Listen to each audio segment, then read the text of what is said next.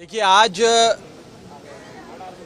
लगभग 65 राज्यसभा के सांसदों ने मणिपुर पे चर्चा का नोटिस दिया और ये कहा एक लंबी और एक विस्तार से मणिपुर पे चर्चा सदन के भीतर हो।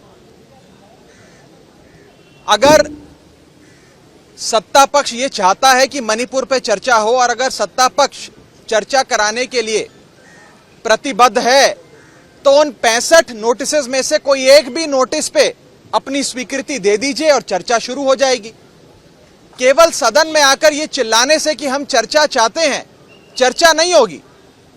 65 नोटिस शायद आज तक भारत के संसदीय इतिहास में, राज्यसभा के इतिहास में 1952 से लेकर आज तक पहली बार इतनी बड़ी संख्या में सांसदों ने 267 का नोटिस दर्ज कर कहा कि हमारे देश का एक अभिन्न अंग, हमारा एक बहुत ही महत्वपूर्ण बॉर्डर स्टेट मणिपुर जल रहा है, मणिपुर के विषय में चर्चा हो।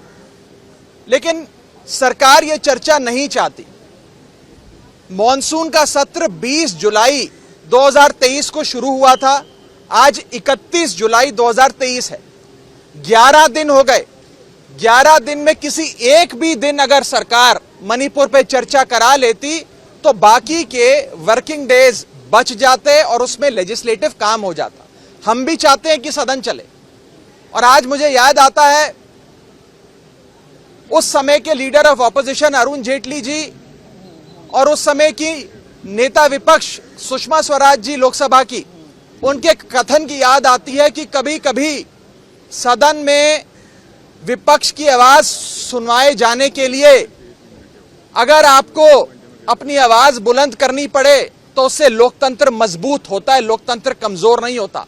और आज उसी कथन का हवाला देते हुए हम चेयरमैन साहब से, सभापति जी से हाथ जोड़कर विनती करना चाहेंगे कि मणिपुर के विषय पे चर्चा हो। और जब जब एक विस्तार से लंबी चर्चा होती है, संसदीय कन्वेंशन ये कहता है कि देश के प्रधानमंत्री जी आकर उस बहस में हिस्सा लेते हैं।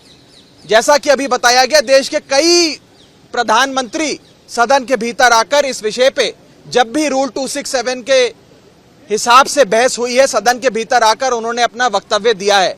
जवाहरलाल नेहरू जी से लेकर डॉक्टर मनमोहन सिंह तक तमाम प्रधानमंत्री सदन के भीतर आए और अपना वक्तव्य दिया।